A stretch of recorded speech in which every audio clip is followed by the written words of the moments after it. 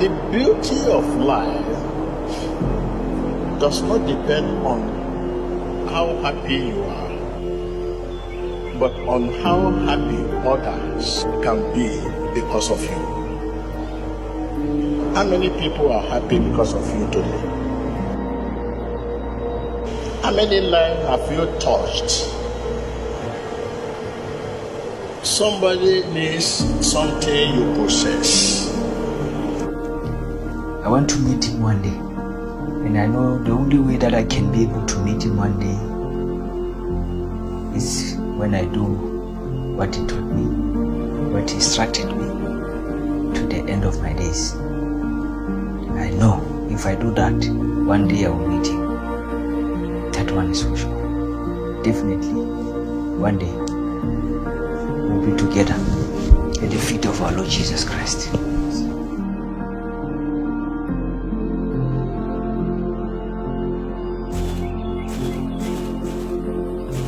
Laugh and let us say the way I laugh.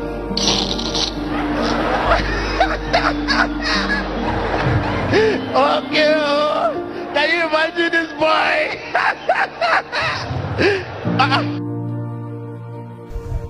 Somebody showed me a photo of the prophet with beard in his house, and he was saying, "You see this one? There's nobody like this one." And he played an audio message. That time there were no CD, it was audio. Put the audio there, play cassette. Yeah, audio cassette. Play audio cassette and listen to the first preaching, Jesus Christ. Simple gospel. Very deep with demonstration. I could hear after preaching there, praying for people there. You bunch of fire, Holy Ghost fire. Like this. Now I can't see because it's an audio cassette. I say, who's this man? He just say Holy Ghost fire. People are saying, I'm a witch, I'm a witch, I'm a witch, I'm a witch. Fire all over your body. I'm Benny. I say, now I wanted to see this man in action.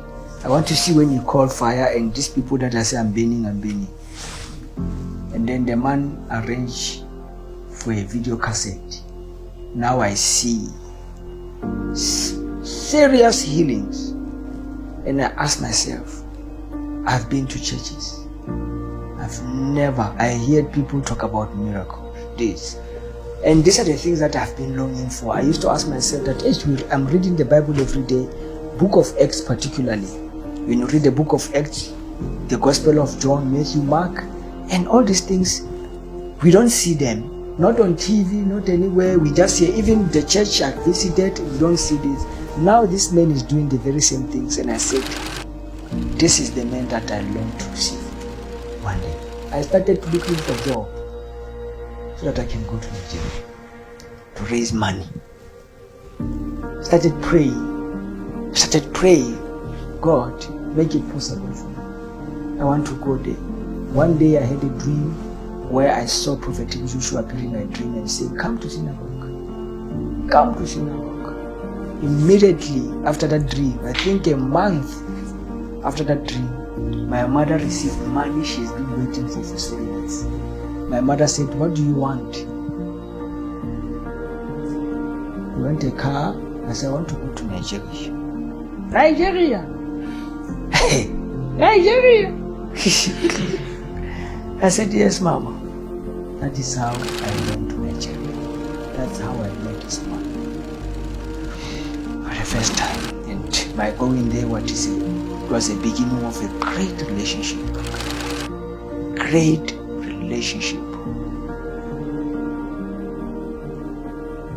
Up to the end of his life.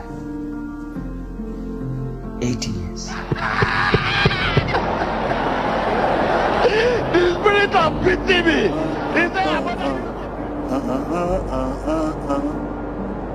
The greatest in the sight of God is the one who loves his fellow man. The prophet has been saying, I want you to go to my hometown.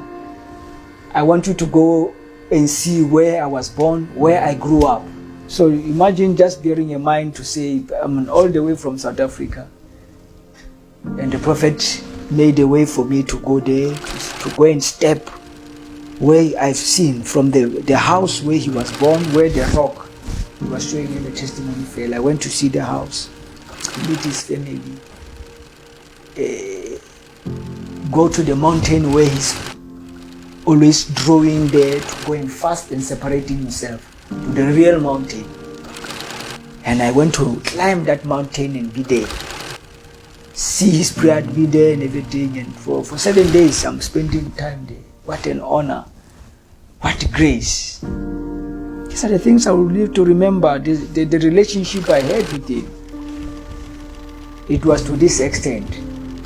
The helicopter here, it was landing to come and fetch us after 7 days. There it comes. After 7 days coming to fetch us.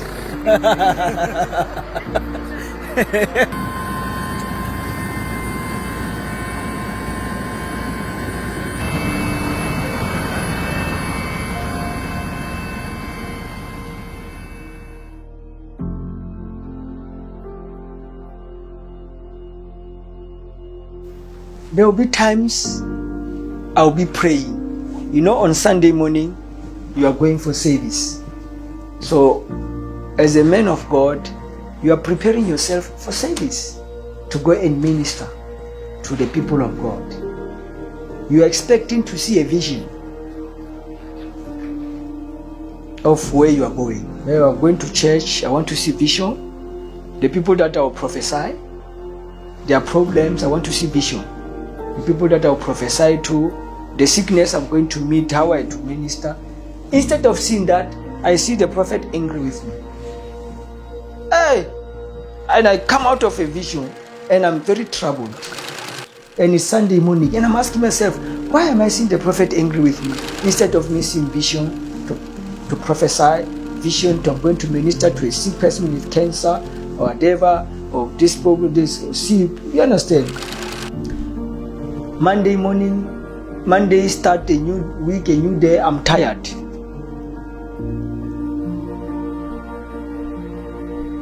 In the afternoon, I remember that I had a dream, the prophet was not able with me. Let me call him. Take my phone. Hello? Hello. This is Pastor David Poonyane. May I please speak to Daddy? Okay, hold on, sir. David, the reason why you are calling me because you dream me. Just like that. The reason why you are calling me is because you dream about me. Huh? Yes, sir. Do you want to dream me before you call me? So, Jesus. Jesus. The kind of relationship I had with my father in the Lord. My mentor, my teacher, my guider, prophet, my everything. That was the type of relationship. It was more spiritual than physical. He wanted me to call him all the time. When I say all the time, he wanted me to call him at least every 2 weeks. I have to be calling him. If not, he's going to fight me. It's going to be a war. He can make my life to lose peace. That's the question. Are you living each day as if it were your last? How are you using your life? I mean, how are you spending your life? Because the greatest way to use life is to spend it on something that will outlive it. Imagine I'm in Lagos, I'm receiving a WhatsApp message that tells me why I'm there. The only thing that I did not want to agree with is the issue of the prophetic party. It made me not even want to analyze the message.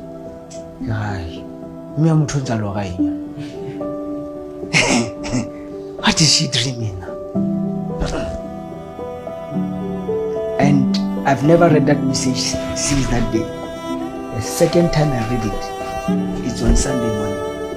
And the message is said that the prophet called man of God in a dream. I was told that he called the man of God to Nigeria because he's about to pass on to the Lord. So he wanted to see him to prepare before his departure. What is that?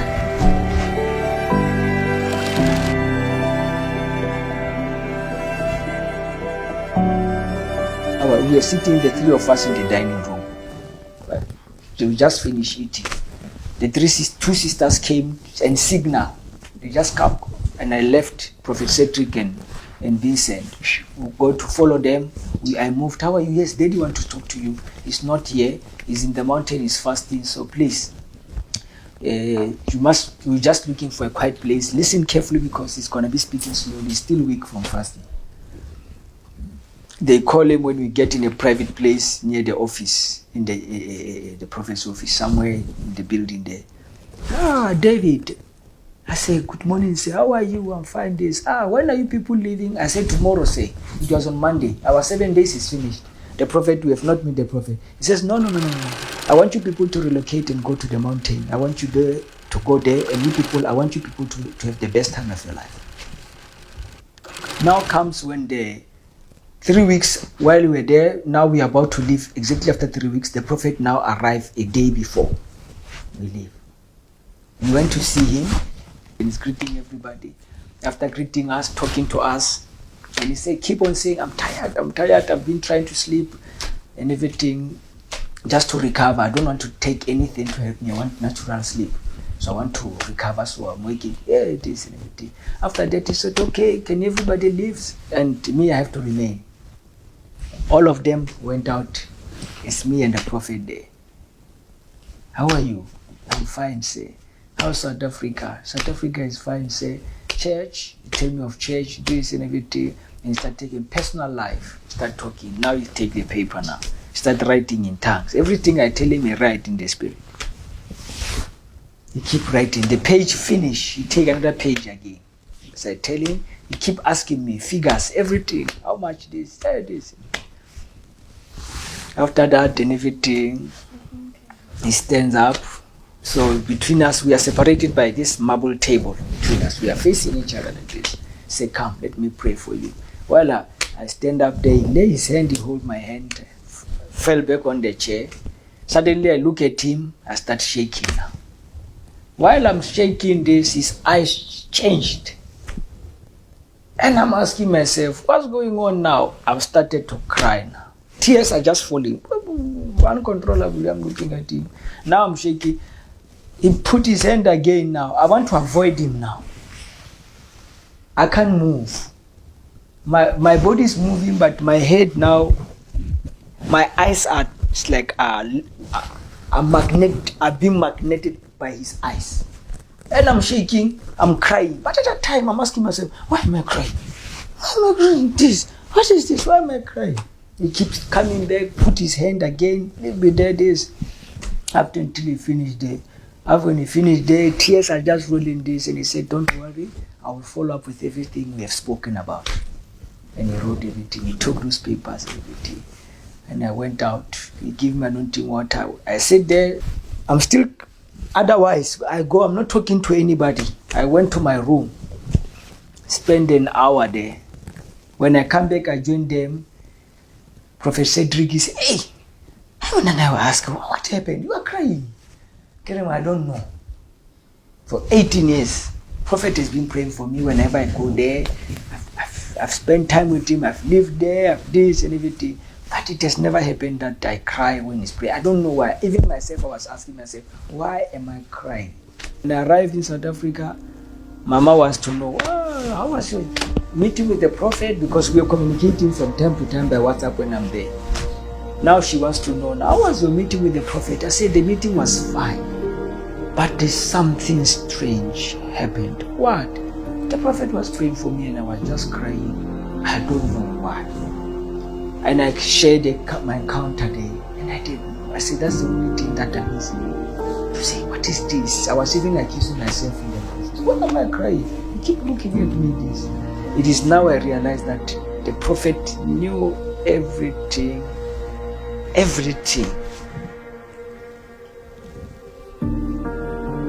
That you are seeing me for the last time. My spirit was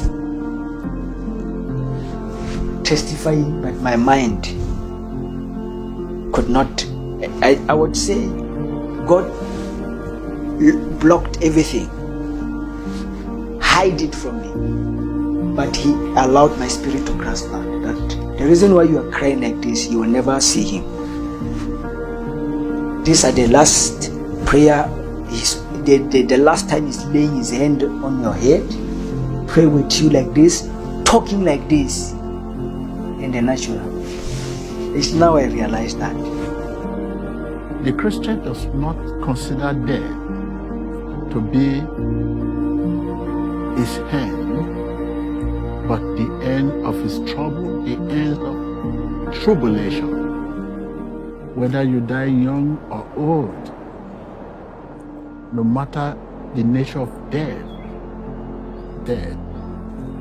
is sure to come. Time for everything. The time to come here. And the time to return home after service. Good morning.